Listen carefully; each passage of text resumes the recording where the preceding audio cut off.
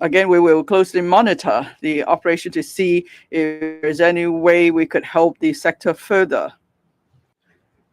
Now, for truck drivers, in the past few years, they had a tough time delivering goods, and now there's been improvement, and I believe they will also help commodity prices because transport costs will come down. And I would like to make an announcement on our prevention and control measures. We have studied data and analyzed risk. We are most grateful to the Health Bureau for working hard in the past few days to do a detailed analysis of all the data. So I and Professor Lo Chung Mao are able to make some decisions. This afternoon, Professor Lo will be announcing the new measures to you. He will elaborate on those issues. But first, let me tell you what these measures are.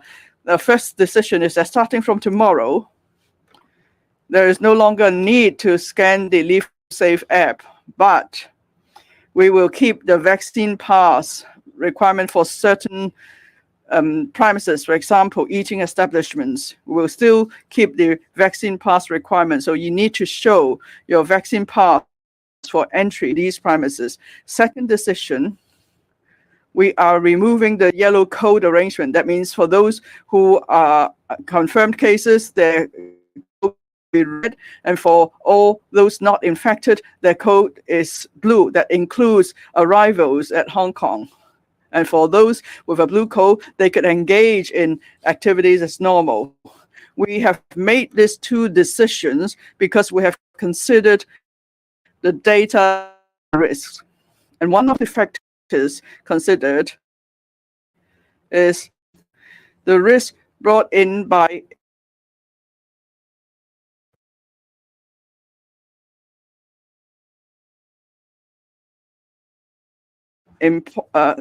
imported cases is actually lower than the risk of local infection, add to the risk of infection in the community. And so that's why we have come to these decisions. This afternoon, Professor Lo will be hosting a press briefing, and he will be explaining in detail the data and the risks to you. Of course, there will be related measures that Professor Lo announced this afternoon. But the two key decisions are the ones I've just told you.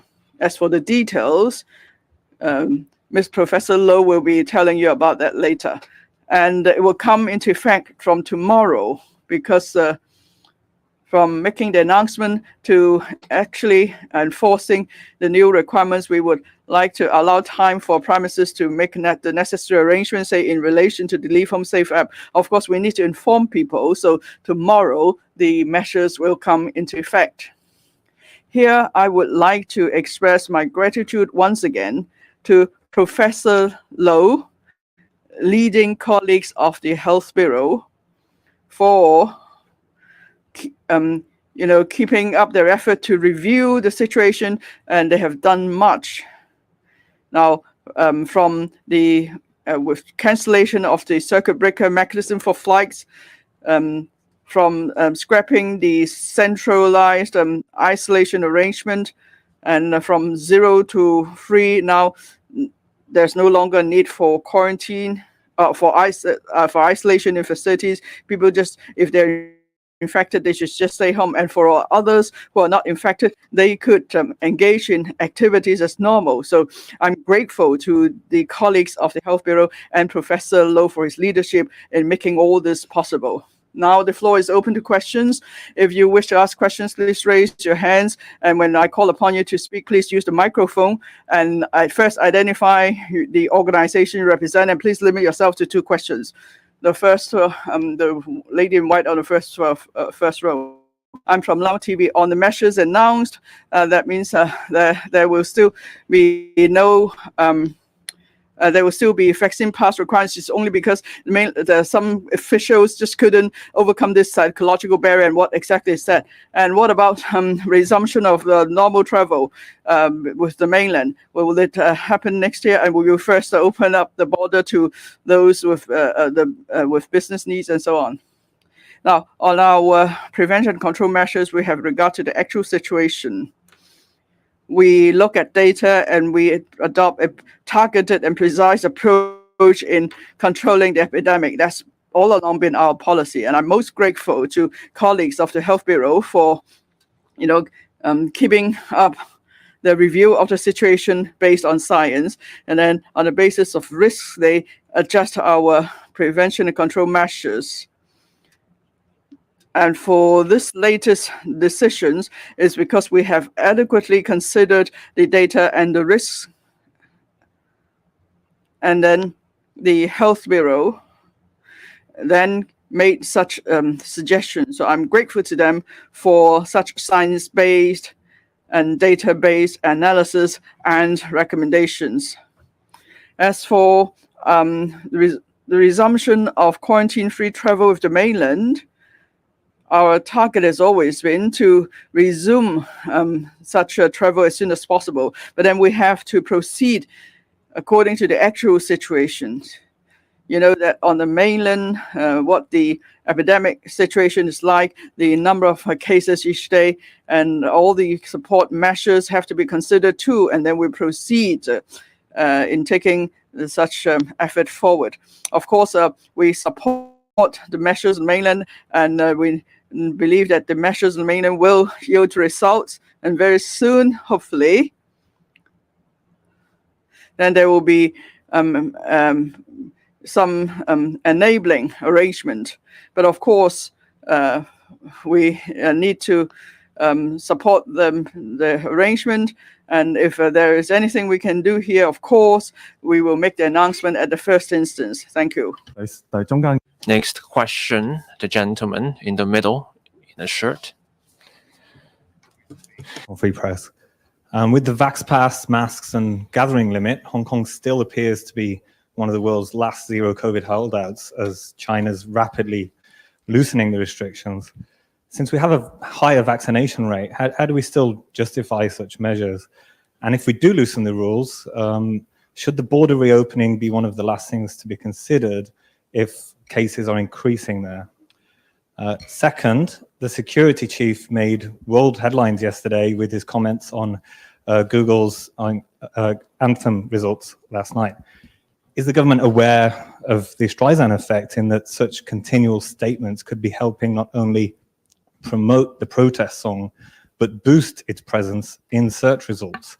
And will the government buy Google ads to fix that issue? Well, first of all, any measures that we introduce to deal with COVID is based on actual figures, data, and risk assessment. That has always been the policy, and this is also the reason why I make the announcement about the two new decisions that we have made. It's based on data, based on actual situation, based on risk assessments. The second thing is regarding resumption of normal travel with the mainland. Of course, I take this close to my heart, and I'll do everything that can facilitate it. But we also must be aware that decisions made are similarly based on actual situation and also data and risk assessment in cities in the mainland. This is a process I went through, and this is a process that I will, of course, give all my assistance to facilitate going through. But we have to look at data and the risks involved. But I think all people want to have less restrictions as much as possible while ensuring activities socially and economically can proceed as much as possible. In regard to the inaccurate playing of our national anthem, we take it very seriously, because national anthem represents a country. It represents the people. It represents dignity. Any organization, any responsible organization should act in such a way to ensure that the national anthem is played correctly, to respect, first of all, each country's national anthem, to respect each country's law, and also to respect the people of that country. And I think that is a universal principle. And if any company is in any way responsible, it has that moral obligation. That we will pursue, and we'll continue to see what other things we will do. So definitely, we will send our letters to Google again to pursue this matter. I also note that Google has agreed to remove a person's privacy or private data according to judgment of European Court. So there are ways to do it. It's a matter whether a company acts responsibly and respect the importance of national anthem in the global context. 時間關係咧，我哋答今日最後。 Due to time constraint, we will take the last question. The lady at the front. I'm from News.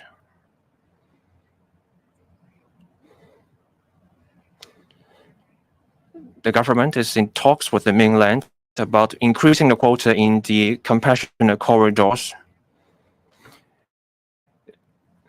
Is there any chance that we can relax the border control measures for Hong Kong people traveling to the mainland? There are media reports saying that on some search engines, some false results related to Hong Kong independence are still displayed, and in fact, they are on top of the search results. What measures will the government take?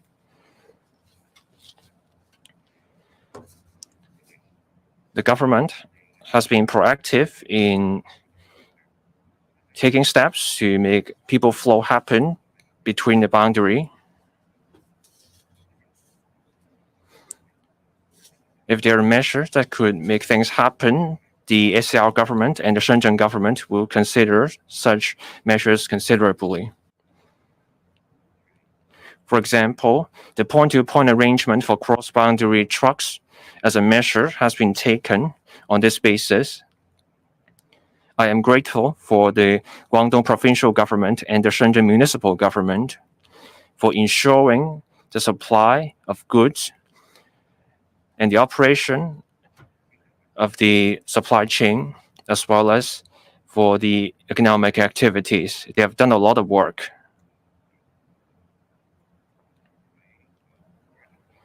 As for traveling across the boundary, in facilitating cross-boundary travel and increasing quotas, etc., the governments on both sides are aware of the need and will work towards this goal. We will examine the data and look at the risks, and we will work together on this. The consensus is that we can work towards this goal. If there is a result, we will make an announcement.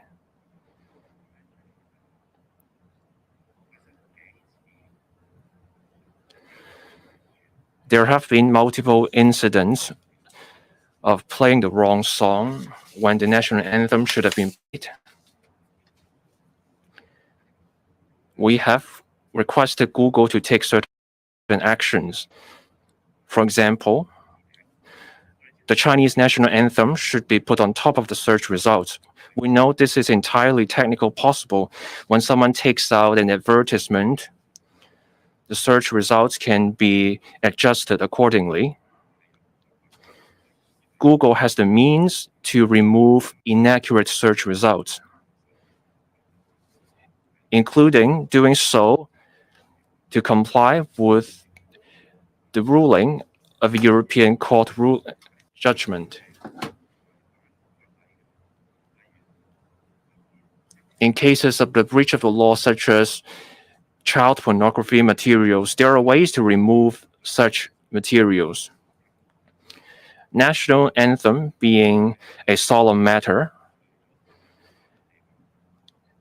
there's a legal statutory standing. The national anthem also represents the dignity of a country and its people. It's a matter of principle. It's also an ethical issue. Any responsible organization should take this matter seriously.